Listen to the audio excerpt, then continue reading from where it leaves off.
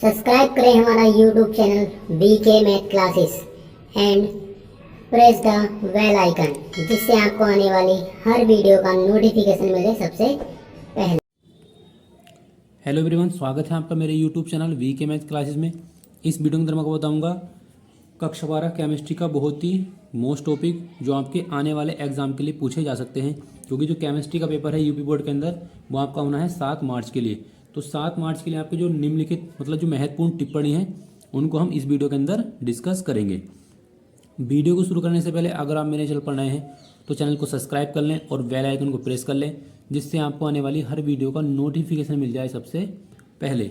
अगर आप सन 2022 और 23 के जो पेपर की वीडियो देखना चाहते हैं कि पेपर आपका एग्ज़ाम में किस तरह का आया था, तो उस वीडियो का लिंक आपको डिस्क्रिप्शन बॉक्स में मिल जाएगा, या आप उस वीडियो को मेरे चैनल की प्लेलिस्ट में जाकर भी देख सकते हैं। तो सबसे पहले हमने जो मोस्ट टॉपिक इसके अंदर से लिया है टिप्पणी लिखने के लिए, वो है आपका मानक इलेक्ट्रोड विभव।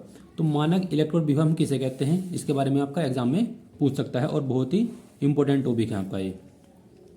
तो मानक इलेक्ट्रोड विभव हम किसे कहते हैं, तो सबसे पहले हम समझते हैं कि हम इलेक्ट्रोड विभव या मानक इलेक्ट्रोड मतलब इलेक्ट्रोड हम बनाते किस तरह से हैं। अगर मान लो हमें किसी का भी इलेक्ट्रोड बनाना है, किसी भी धातु का अगर हम इलेक्ट्रोड बनाएंगे तो उस धातु की छड़ को उसी के विलयन में डुबो देते हैं। तो यहाँ पर हम लिखा है, अब यहाँ पर लिखा हो देखो मानक। मानक को हम बोलते हैं स्टैंडर्ड, यानी कि इसके लिए कुछ कंडीशन होती है, और वो कंडीशन अगर आपने फॉलो की है तो वो बनता है आपका मानक इलेक्ट्रोड विभव। जैसे कि पहली कंडीशन आपकी होती है कि जो आपका विलयन है उसका ताप आपका कितना होना चाहिए, 298 केल्विन का ताप हो। तो इसकी जो परिभाषा वो पढ़ लेते हैं पहले। 298 केल्विन ताप पर जब एक इलेक्ट्रोड को उसके आयनों की 1 मोल सांद्रता वाले विलयन में डुबोया जाता है तो उत्पन्न जो इलेक्ट्रोड होता है वो मानक इलेक्ट्रोड विभव कहलाता है। जैसे हमने एग्जाम्पल यहाँ आपका ये जो आपका ये कोई बर्तन है, इसके अंदर आपका क्या भरा हुआ है, CuSO4 का विलयन भरा हुआ है, कॉपर सल्फेट का विलयन। अब हम क्या करेंगे, कॉपर सल्फेट के विलयन में हम क्या करेंगे, कॉपर की छड़ को डाल देंगे। और जब हम कॉपर की छड़ को डालेंगे तो फिर मैंने आपको क्या बताया था कि जिस भी धातु का हमें इलेक्ट्रोड बनाना है उस धातु की छड़ को उसी के विलयन में डुबोना पड़ता है। तो हम क्या करेंगे, कॉपर की छड़ को डुबो देंगे कॉपर सल्फेट के विलयन में। तो ये जो बन जाएगा आपका, ये कहलाएगा आपका इलेक्ट्रोड। अब ये आपका क्या है, मानक इलेक्ट्रोड है। तो मानक इलेक्ट्रोड के लिए आपकी जो कंडीशन है वो आपकी है कि इसका जो विलयन का सांद्रता होनी चाहिए वो 1 मोल होनी चाहिए, और ताप आपका 298 केल्विन का होना चाहिए, और साथ ही इसका जो ताप है वो दाब, इसका जो दाब होता है वो होता है आपका 1 बार, यानी कि 1 बार का आपका दाब होना जरूरी है। तो इस प्रकार हम क्या कर सकते हैं, मानक इलेक्ट्रोड विभव को ज्ञात कर सकते हैं या बना सकते हैं। इससे हमारा जो नेक्स्ट टॉपिक है अगला, जो आपके एग्जाम में आने के लिए बहुत ज़्यादा इंपॉर्टेंट है, वो है आपका रेडॉक्स अभिक्रिया। तो रेडॉक्स अभिक्रिया भी आपका बहुत ही मोस्ट टॉपिक है, जिस पर आपको एग्जाम में टिप्पणी लिखने के लिए आ सकती है। तो इसकी जो परिभाषा वो आपकी यह है कि ऐसी अभिक्रिया जिसमें धातु या आप कह सकते हैं तत्वों का ऑक्सीकरण भी होता हो और अपचयन भी होता हो। तो ऑक्सीकरण हम किसे कहते हैं, अगर मान लो कोई धातु इलेक्ट्रॉन त्यागती है, जैसे कि फॉर एग्जाम्पल हम लेते हैं, हमने क्या लिया यहाँ पर आप देख सकते हैं ये Zn है, ये समीकरण हमने ली हुई है। Zn क्या है आपका S, मतलब कि सॉलिड है। जब Zn आपका कहीं सॉलिड है, ये क्या करेगा आपका, जब इलेक्ट्रॉन दान कर देगा, इन्हें क्या करा पर 2 इलेक्ट्रॉन को दान किया है, और दान करने के बाद क्या हो जाएगा, ये एक्वा में परिवर्तित हो जाएगा, और जो दान इलेक्ट्रॉन की है वो इधर हो जाएंगे आपके। तो यदि कोई धातु इलेक्ट्रॉन दान कर आप बनाती है धनायन, ये आपका क्या है धनायन बनाती है, तो उसे हम बोलते हैं ऑक्सीकरण।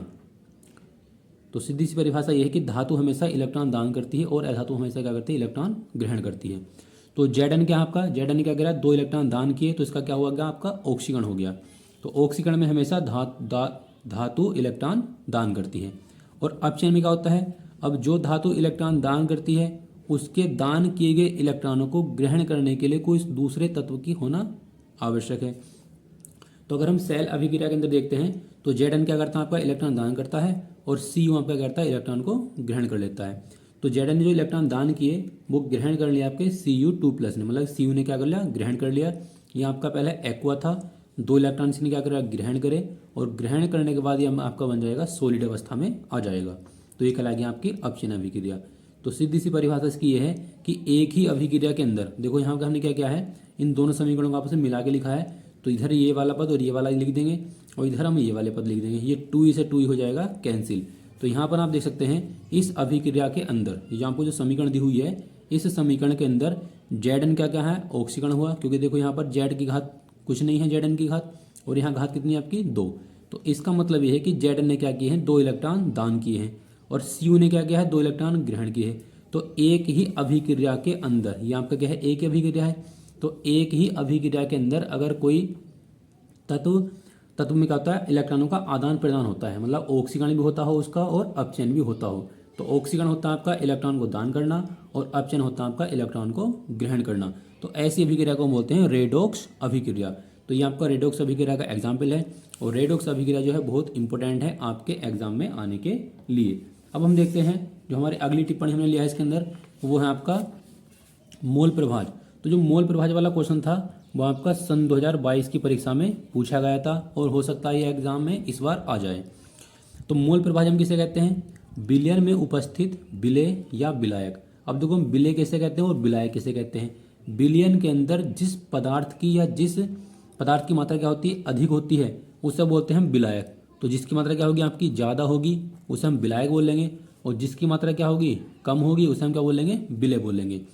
तो विलयन में उपस्थित विलेय या विलायक के मोलों की संख्या और विलयन में उपस्थित कुल मोलों की संख्या में अनुपात को क्रमशः विलेय या विलायक का हम क्या कहते हैं, मोल प्रभाज कहते हैं। तो मोल प्रभाज के आपके 2 सूत्र हैं जिसके द्वारा हम विलेय का मोल प्रभाज और विलायक का मोल प्रभाज निकाल सकते हैं। अगर हमें निकालना है विलेय का मोल प्रभाज तो उसके लिए फॉर्मूला है स्मॉल n बटे n प्लस कैपिटल N। अभी स्मॉल n क्या होता है, देखो जो मान इस सूत्र के अंदर आपके छोटे अक्षर से लिखे गए हैं तो वो होता है विलेय के लिए, और जो अक्षर आपके बड़े अक्षर से लिखे गए हैं वो आपके कहलाता है विलायक। तो इस n की जगह हम क्या लगाते हैं, स्मॉल w बटे स्मॉल n। तो स्मॉल w आपका क्या है, स्मॉल w कहलाता है आपका विलेय की मात्रा, और जो छोटा वाला m है ये कहलाएगा विलेय का अणुभार। जो कैपिटल W है वो कहलाएगा विलेय का भार, और जो कैपिटल M है वो कहलाएगा विलायक का अणुभार। तो ये वाले मान अगर हम इस सूत्र में लगा देंगे तो यहाँ से हमें एक नया सूत्र प्राप्त हो जाएगा, और इस सूत्र की सहायता से हम क्या कर सकते हैं, विलेय का मोल प्रभाज आसानी पूर्वक निकाल सकते हैं। और अगला हमने टॉपिक लिया आपका, ये सूत्र आपका क्या है, विलायक का मोल प्रभाज।